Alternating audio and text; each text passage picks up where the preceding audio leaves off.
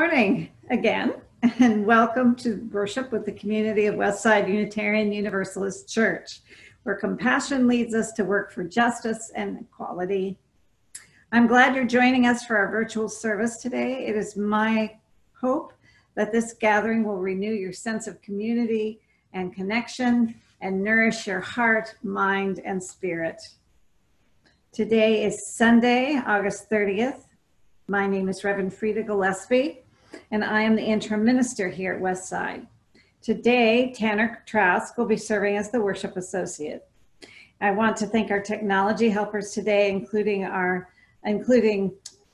Carolyn Nixon, Amy Stubbs, Donald Kennard, and Charlie Ford for behind the scenes music mixing. And of course, Dr. Yuki Kumamoto, our wonderful pianist.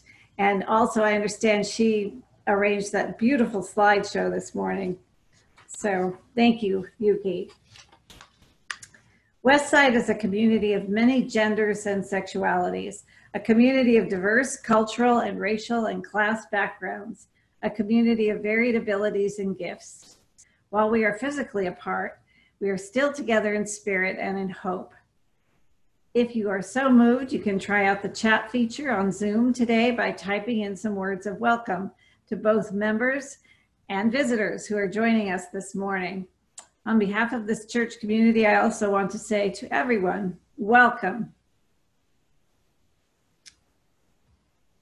Today's order of service is a PDF. A link was provided via email to you and will be posted in the chat for you to download now. I am so glad we could stay connected during these times. Of course, remote worship is not ideal, but it gives us the opportunity to come together each week. Westside is not about the place, it's about the people. The main thing is simply the opportunity to be present and connect together as the Westside community.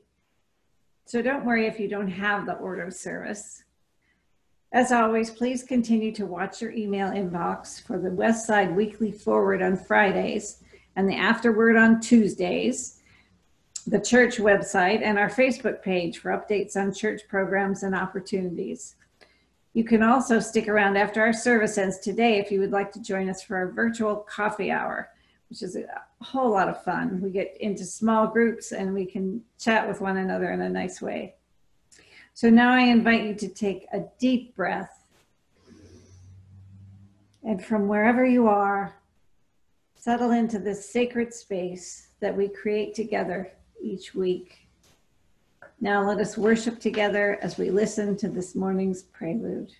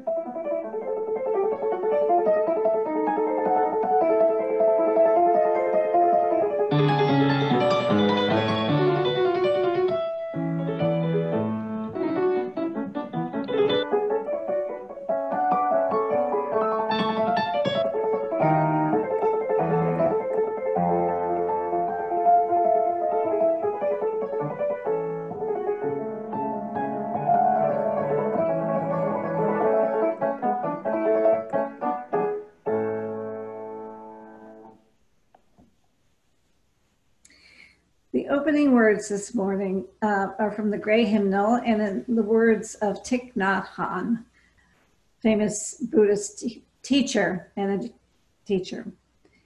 Water flows from high in the mountains. Water runs deeply in the earth. Miraculously, water comes to us and sustains all life. Water and sun green these plants. When the rain of compassion falls, even a desert becomes an immense green ocean.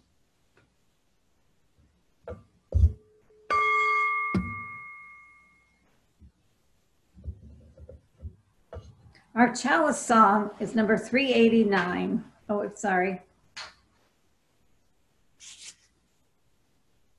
And now we light the chalice.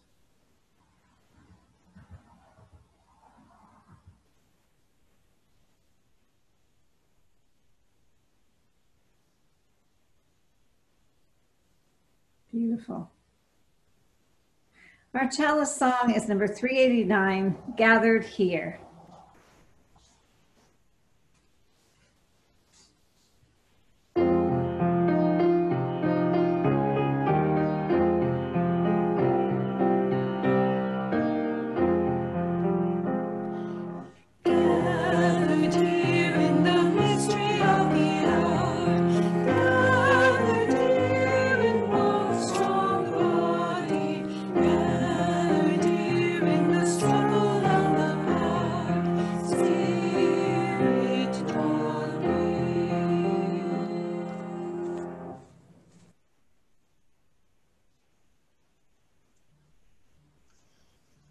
I invite you to join me in reciting the affirmation of this church.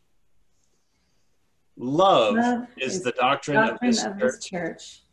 The quest of truth is its sacrament. And service is its prayer. To dwell together in peace, to seek knowledge in freedom, to serve others in community, to the end that all souls shall grow into harmony with creation. Thus we covenant with one another. And join us for our opening hymn, a little more contemporary take on Gather the Spirit.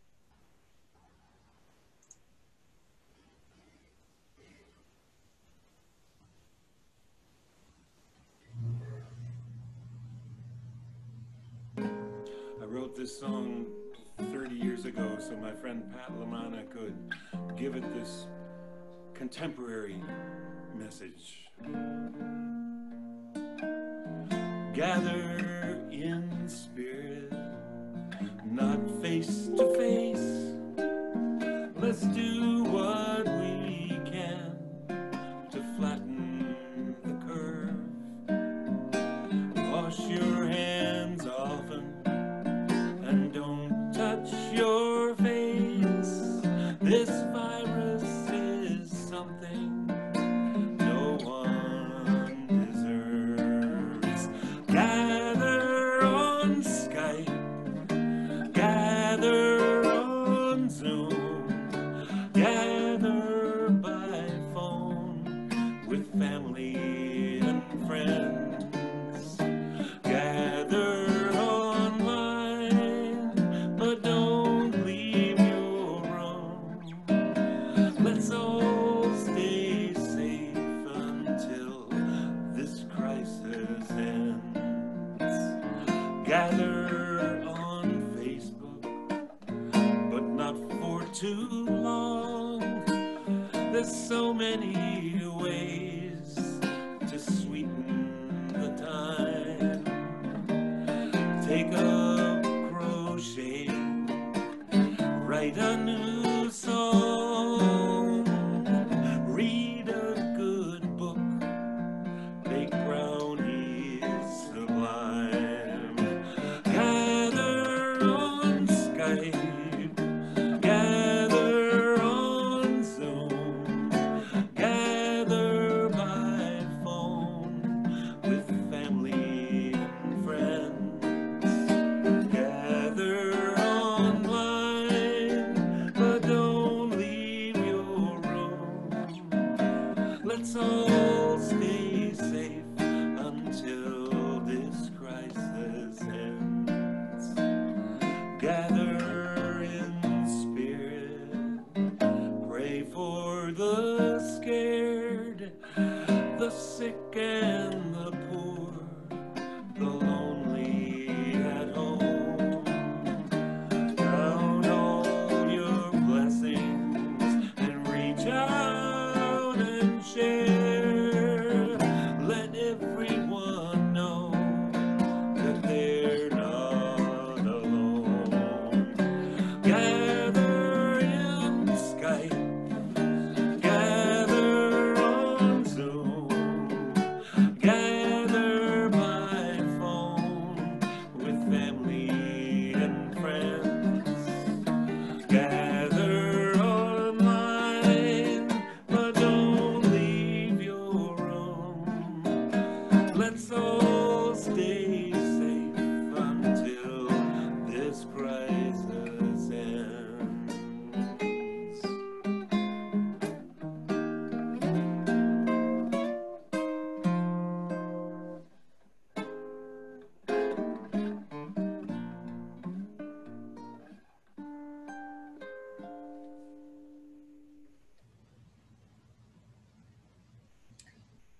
And now our time for all ages. It will be delivered by Carolyn Nixon.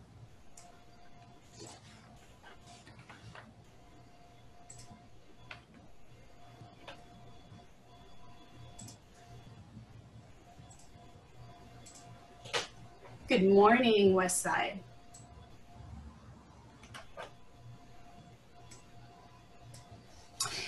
It has become commonplace this time of year for many Unitarian Universalist congregations to offer a blessing of the backpacks. It's an innovative way to deepen our faith through educational encounters and to revision faith formation as we remember the member commitments made at our children's dedications, as well as living our free and responsible search for truth and meaning outside our congregation. So at this time, I'm going to ask all the children, all the youth, and all the lifelong learners to gather at least one of your tools for learning this year, and then turn on your camera so the congregation can see you. Your tools for learning this year may include your laptop or tablet, your books or notebooks, your mask, your crayons, pencils, pens, even highlighters. Bring your lunchbox, your water bottle, your paints, or your markers. If you don't have your tools near, you can even hold your open mind when it's time for the blessing.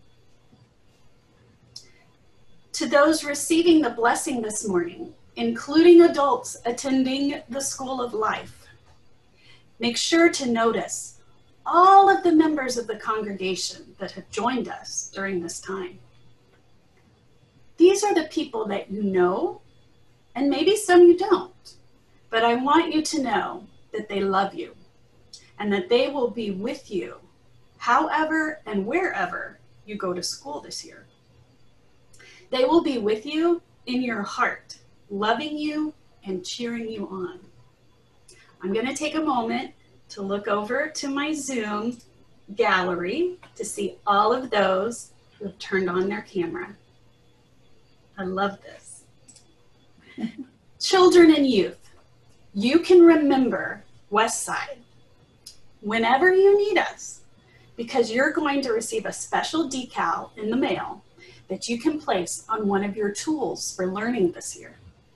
My hope is that whenever you see the decal, you'll remember that where we go in love. Now hold your tools close as I read the blessing. Mm-hmm. Spirit of life and hope and love. For many of us, school starts soon, if it hasn't already.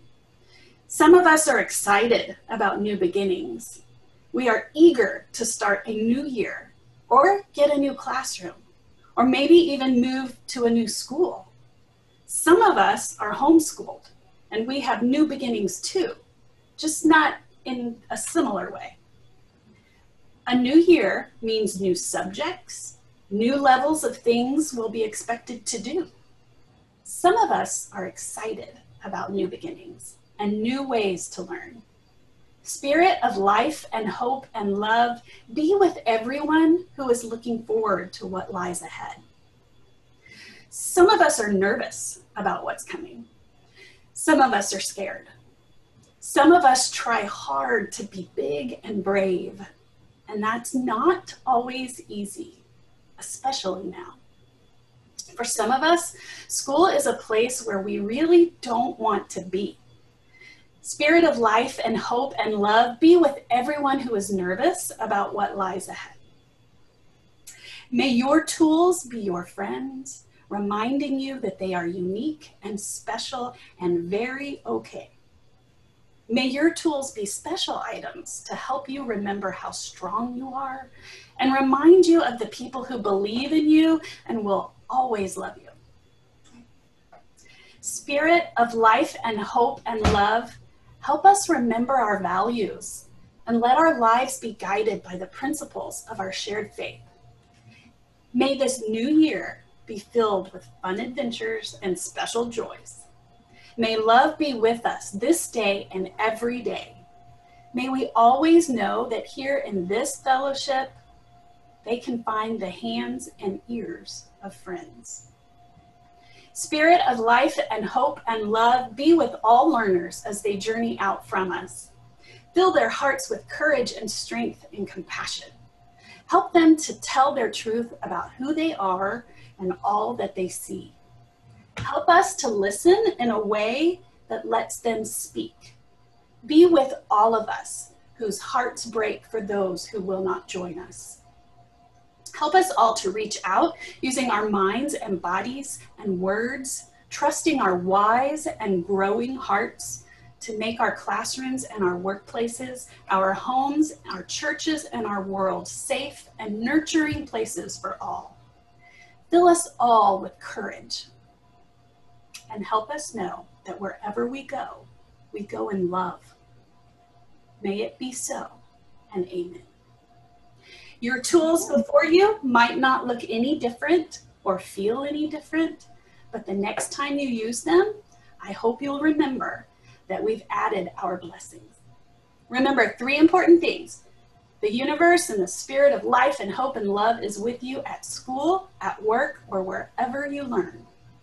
2, this congregation cares about what happens to you at work, at school, or wherever you learn. And 3, if you need more love or courage, you can ask for more. Thank you.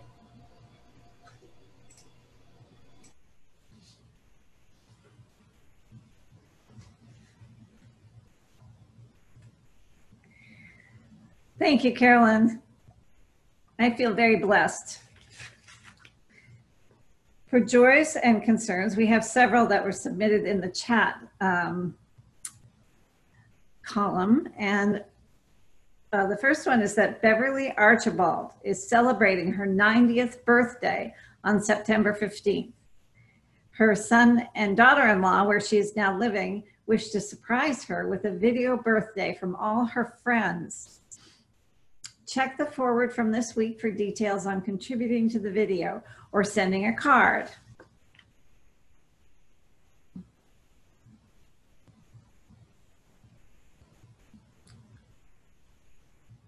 Let's see.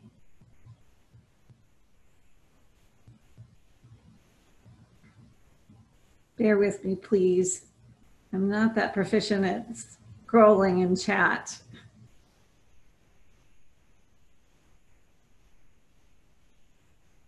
All right, we talked about that.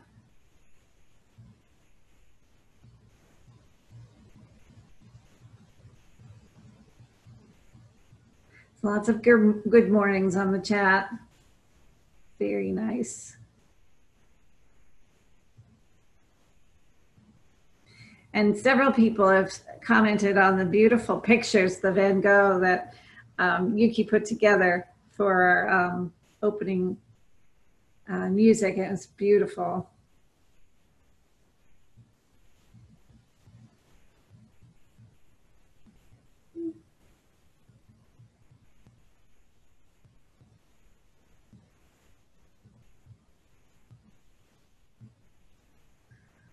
Let's see.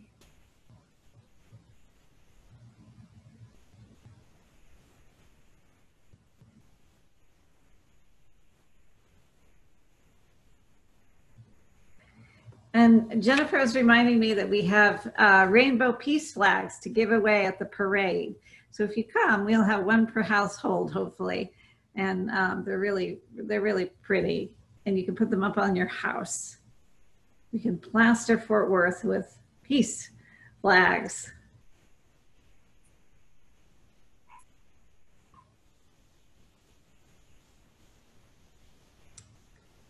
Let's see.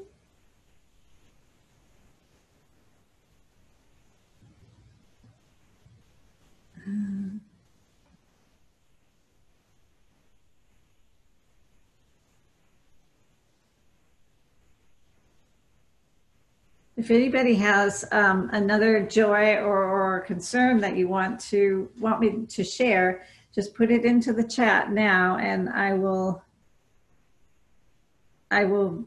speak it.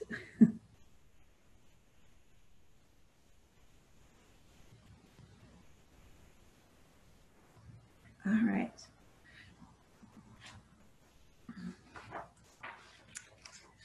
Well, thank you for all of the joys and concerns that you listed, all of the wonderful greetings that you gave to each other. Thank you for sharing with us. Let us call into our circle of care this morning all for whom we may be concerned. Please write any additional names in the chat of people that you'd like us to keep in our hearts.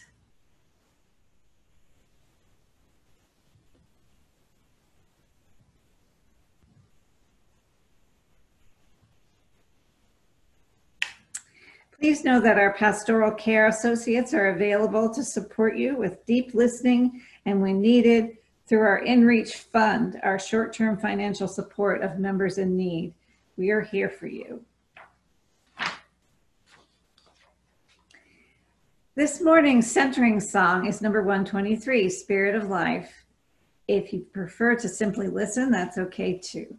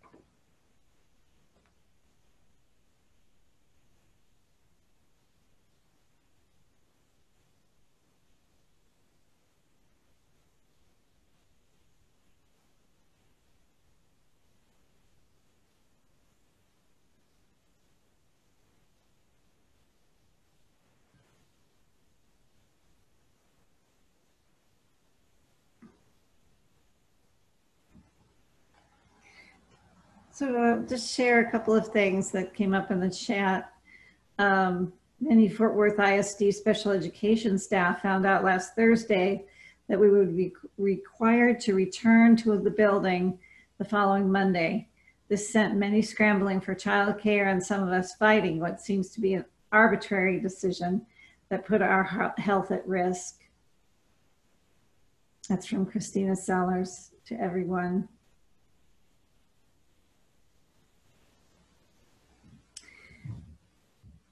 There's a concern for Ben, who's starting a new school program this week.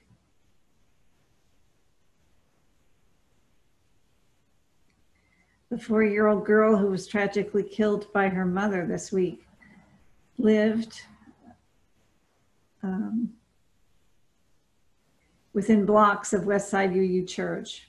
A candlelight vigil to be held outside her house by neighbors last night was punctuated by a wind squall and thunderstorm at the very hour of the vigil. Focus was on the failures of the mental health and criminal justice systems to help this mentally ill mother.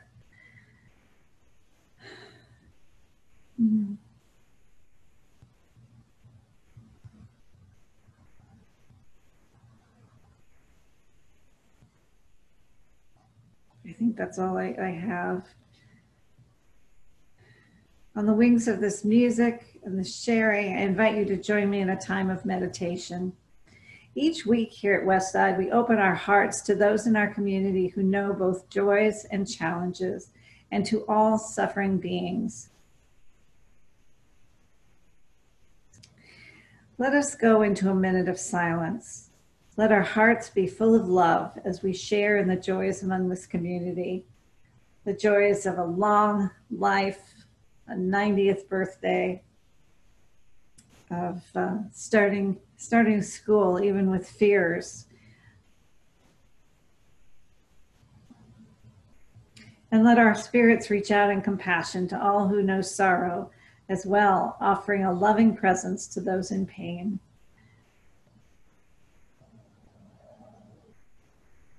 Let us hold in our hearts the family where the child was killed.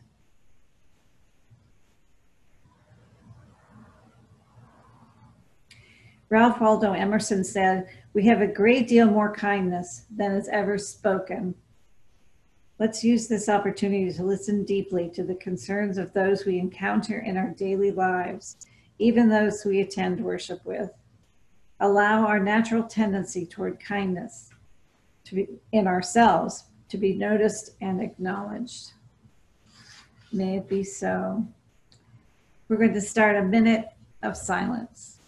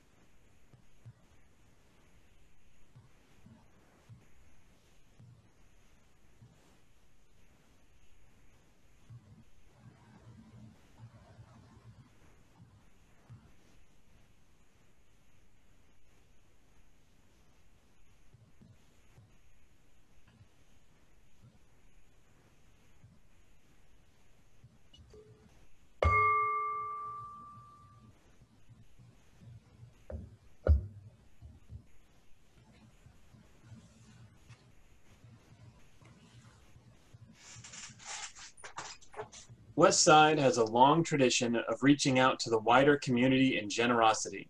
You'll find guidance in the order of service, the chat, and in the afterward email that will go out on Tuesday about 3 different causes to support and how you can give. In addition to giving online through our donation webpage or mailing a check to the church, you can now use the Give Plus app available through the Google Play Store or the Apple App Store. Thank you to all who are continuing to pay toward your pledge for the church. which is keeping our mission going in this time when spiritual community and support is so needed. We have also provided information about directly supporting community organizations like the South Central Alliance of Churches. Now we will hear another gift of music from Dr. Yuki Kumamoto, while members make a gift or contribute to your pledge. Thank you.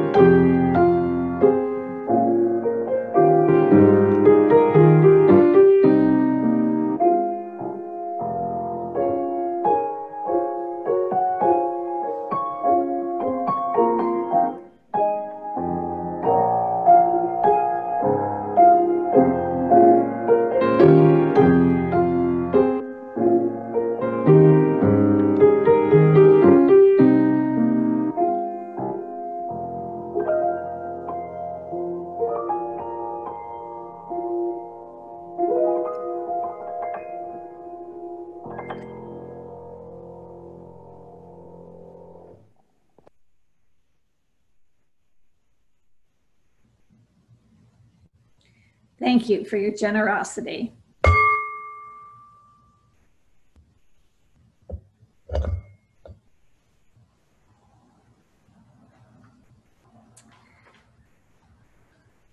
My reflection today is called Developing Compassion. And I'm going to start by shamelessly sharing an essay written by my stepdaughter, Julia, for a college application. The prompt for the essay was, quote, name a world problem, your personal connection with it, and how you would solve it, unquote. And this is the start of Julia's essay. When I was 10, my best friend and the boy who I had the biggest crush on told me that he was transgender. Josie, previously Yoa, was the first LGBTQA plus person who I ever knew. And my thought when she came out was, if she's a girl, I can't have a crush on her. Joke's on me. I crushed on her for the rest of the summer. That should have been my first clue that Josie was the second LGBTQA plus person who I knew. Birds of a feather flock together, and now at 18, most of my closest friends are LGBTQA plus, and even though we live in one of the most diverse and liberal cities in one of the bluest states in the country, almost none of my friends had the love and support they deserved after coming out. Last summer, I accidentally made a joke about being queer to my coworkers, and when I told my friend Vega, they were horrified. They asked me if I was going to be safe at work, which had never even occurred to me because my safety has never been directly threatened as a result of my sexuality. Vega, who is gender fluid and pansexual, has not been so fortunate. Alex can't tell his grandparents that he is bisexual. Rosina couldn't hold her girlfriend's hand in front of her dad. Will moved across the country halfway through senior year to escape a brother who verbally abused him for being gay. When I think about the pain my friends have suffered as a result of their love, I am shaken to my core. In middle school, when I decided that I was bisexual, I never even had to come out to my family because they had never assumed that I would be straight. And in high school, when I struggled to find a label that fit my identity and then decided labels just weren't for me, they were totally supportive. I'm determined to create that kind of environment for every person I come in contact with, LGBT or otherwise. Children should never fear their families, and more often than not, it's queer teens who are afraid to own themselves.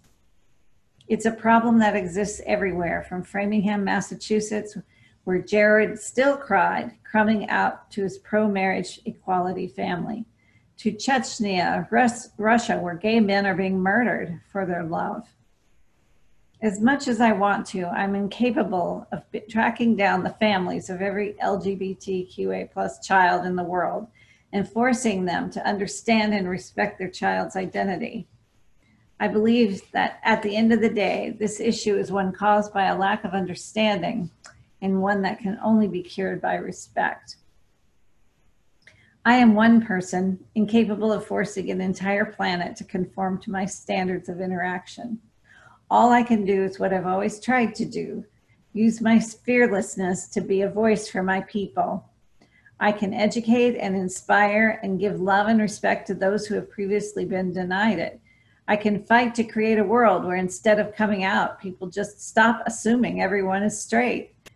I can leave behind a legacy of friends and family who live to make the world a kinder place. That's the end of Julia's essay. The topic of developing compassion brings up the enormity of problems we are bombarded by in this country and the world. We are overwhelmed by news of sad and angering situations that we don't know what to do about, but feel in some way responsible for. I often feel compassion fatigue. I find that I avoid certain news stories or articles that I know are going to be painful. It seems that we're called by our compassion to do more than we can do. And we want to protect ourselves from that pain. And yet, Thich Nhat Hanh guides us to have compassion for both the sufferers and those that cause suffering, to see how our suffering and our joy are connected. If we deny one, we deny the other. That is an incredibly tall order. In Julia's essay, she is expressing compassion for her friends, especially those who have experienced rejection from their families. Suicide is the second leading cause of death for children and teens. The suicide rate among LGBT children, 10 to 24, is 3 times that of straight children. Research has shown that in schools with LGBT support groups, such as gay straight alliances, students were less likely to experience threats of violence, miss school because they felt unsafe, or attempt suicide than those students in schools without LGBT support groups. There is more to the stories of these young people, of course. Their parents and grandparents have their own suffering, and while they may be denying the identity of their children or grandchildren, there are reasons that may go back generations or go deeper than simply wanting them to conform. Compassion does require respect for another's perspective. Respect goes both ways. Just the fact that there are other students who accept them as they are is enough to give them hope. When my cousin found out that his son is gay, my cousin's wife was heartbroken. It wasn't that she rejected her son, but rather her dream of having a daughter-in-law that she could relate to like a daughter was destroyed. This was devastating to her. She loves her son and has struggled to make peace with this huge change in her life as well as her son's. We can't know all the reasons for a person's pain without really listening to them. Even prejudices are not always simple. The fears of parents and grandparents that their young people might be gay are reflective of the rejection from the greater society for differences. And children know when they've crossed a line that their parents won't forgive them for. It's the same story with racial differences. Children are taught that to be an accepted member of the family, they must stay away from compassion and friendship with other races. The stakes are very high when we cross these lines because we may lose our entire family of origin. It's hard to have compassion for parents that teach their children to hate, and yet they are acting from a desire to keep their children within the society they live within. It's easy to feel compassion for animals captured in the wild or to feel the suffering of domestic animals that have been abused. I find it harder to have compassion for poachers, abusers, and destroyers. My first response is always anger. However, it isn't that hard really to reflect on what their lives may be like. Having compassion for people who kill and destroy doesn't mean excusing or condoning what they do, but rather empathizing with what they are going through, what their lives are like, both outer and inner lives. Jane Goodall, the famous scientist who studied chimpanzees in the wild, worked out that poaching wasn't going to stop until poachers had another and better way of feeding their families. When her foundation worked on giving them better alternatives for their livelihoods, they jumped at the chance to change. I heard an interview with a young man who had been inducted into a white supremacist group at the age of 13. He left it finally, and he said what turned him around was meeting Jewish people, meeting Black people, that he felt he respected and appreciated it. He started to feel foolish and ridiculous even for his supremacist beliefs, and horrified at the violence he had perpetrated against non-white people. He devotes his life to helping others see past the rhetoric and crazy conspiracy theories that he had believed. Compassion comes with empathy. Jennifer told me a story about a mother gorilla she encountered in the zoo years ago that had an infant. Jennifer was there with Tim when he was an infant in a stroller. The mother gorilla was chewing up leaves to feed to her infant baby, and she tried several times to feed Tim through the glass in the same way. It's remarkable that she could recognize him as a primate infant and that she wanted to feed him. She had empathy. Surely if a gorilla can have that kind of empathy for another species, we could have that kind of empathy for other children who are in need. Years ago, before the ending of apartheid in South Africa, I went to hear Desmond Tutu speak. He is one of the great religious leaders of South Africa, and he still works with others around the world for human rights. At that time, he said something that has always stayed with me. He said that in order for white South Africans to allow Black South Africans to share equal power, that they would have to go through a spiritual struggle. They would have to see how they have become dependent on their wealth for their very identity, and how that dependency, the fear of losing their wealth, of having to share it with Black people, keeps them from having compassion, keeps them from seeing Black people as equals. Tutu, with these remarks, was demonstrating compassion. Eventually, there were enough white people of influence who weren't afraid, and apartheid was abolished. Problems of poverty and racism still continue there, and in this country, of course, as well. I have seen from a distance deep poverty in my life around me, in Birmingham, Alabama in the 70s, in ghettos of South Africa in the 90s, in the streets of Tijuana in Mexico, in the ghetto neighborhoods of Los Angeles, and among the farm workers of the Central Valley of California. Not to mention all of the places I've read about and seen pictures of. I'm sure you've had these experiences too, and were affected by them as much as I was. It's easy when you have the means to walk away and get on with your life. I think what is most painful in these encounters is not feeling compassion, but knowing that we don't have enough compassion to help. Karen Armstrong, biblical scholar, writer, historian, wrote a book called 12 Steps to a Compassionate Life. In it, she outlines a program to follow to develop our capacity for compassion. She made it a 12-step program to harken back to the 12-step addiction programs. She said, because we are addicted to egotism. I think we all have compassion, especially for those we love. Often we have particular people or animals that we care deeply about. So we start with some ability to empathize with others.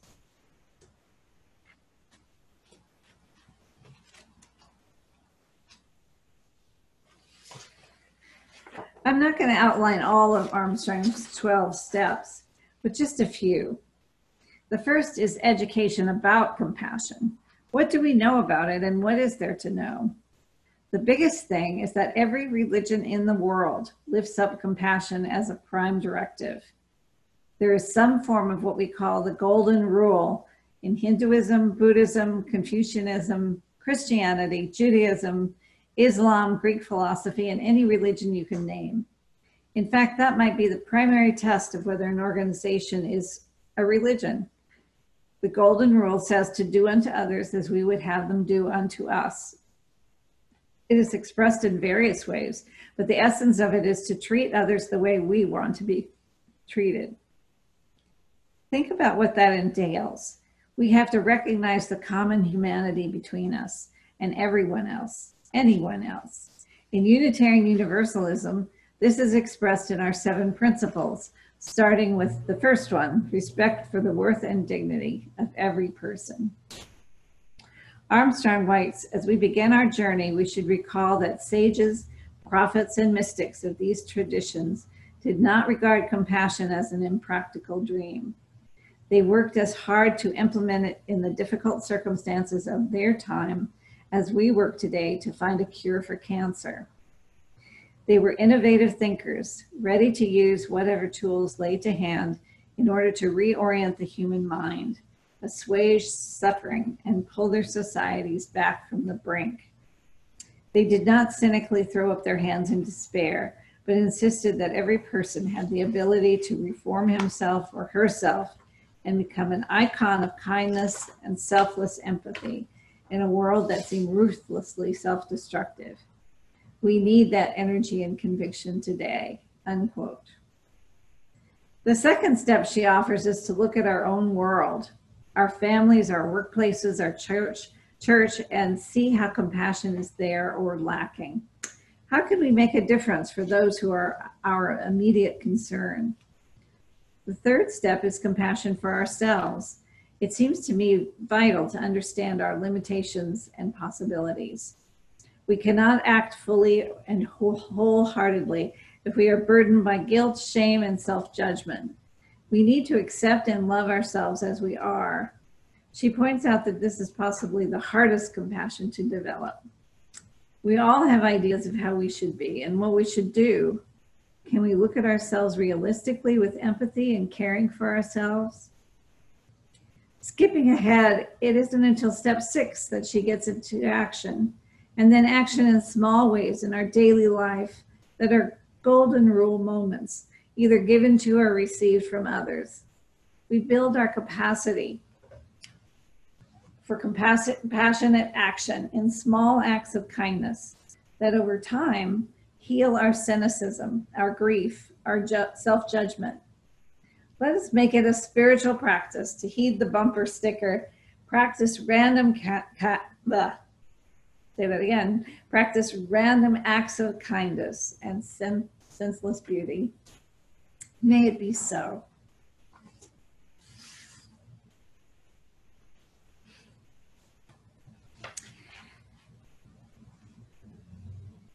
Our closing hymn is The Fire of Commitment by Jason Shelton.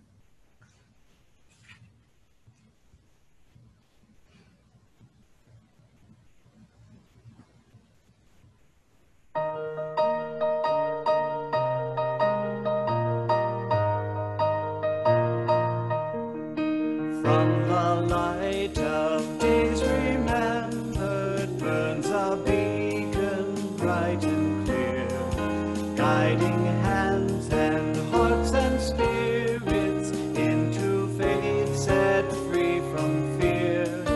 When the fire of commitment sets our mind and soul ablaze, when our hunger and our passion need to call us on our way, when we live with deep assurance of the flame that burns within, then our promise finds fulfillment and our future can begin.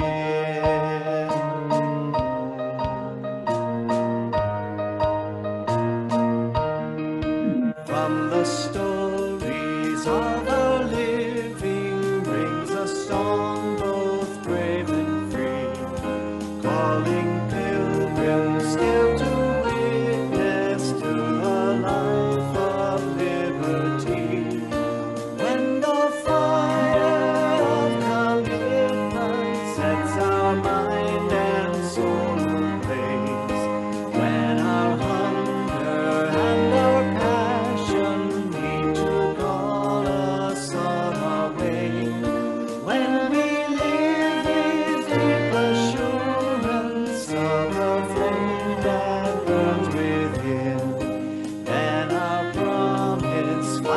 fulfillment, and our future can begin.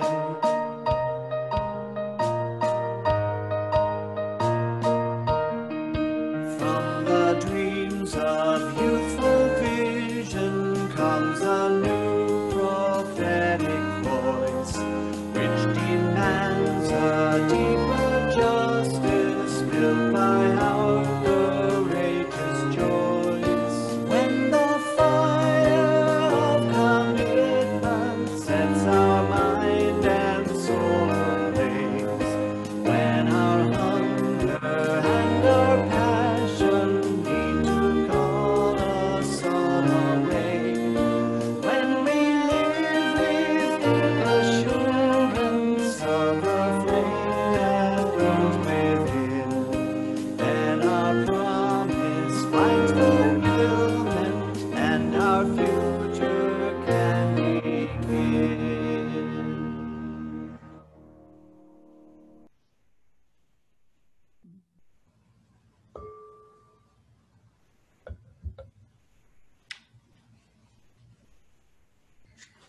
Our closing words are again from Thich Nhat Hanh. Let us be at peace with our bodies and our minds. Let us return to ourselves and become wholly ourselves. Let us be aware of the source of being, common to us all and to all living beings. Evoking the presence of the great compassion, let us fill our hearts with our own compassion toward ourselves and towards all living beings. Let us pray that we ourselves cease to be the cause of suffering to each other. With humility and awareness of the existence of life and of the sufferings that are going on all around us, let us practice the establishment of peace in our hearts and on earth. Amen.